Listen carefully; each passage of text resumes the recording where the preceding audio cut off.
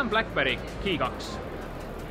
Pealtnäha tundub olevat täiesti tavaline Android-seade. Taga 2 kaamerat, siin mingi mõnus materjal, et seda on käes hea hoida.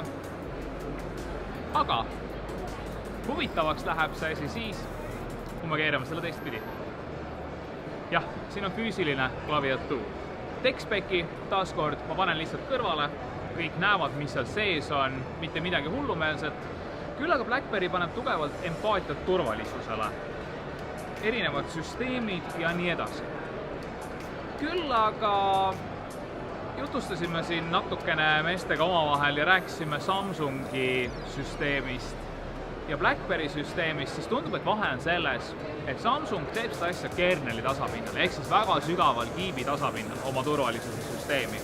BlackBerry, kahjuks siin ei ole mitte ühtegi inimest, kes oskaks öelda, kuidas BlackBerry oma turvalisusega tegeleb. Aga esmapulgul tundus, et tarkvara.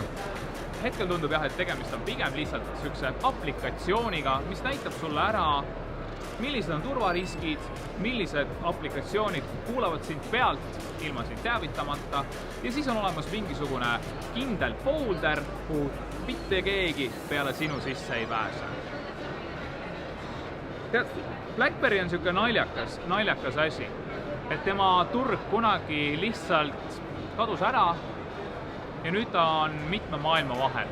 Ühelt poolt ta peab aega kaasas käima, teiselt poolt tal on veel füüsiline klaviatuur.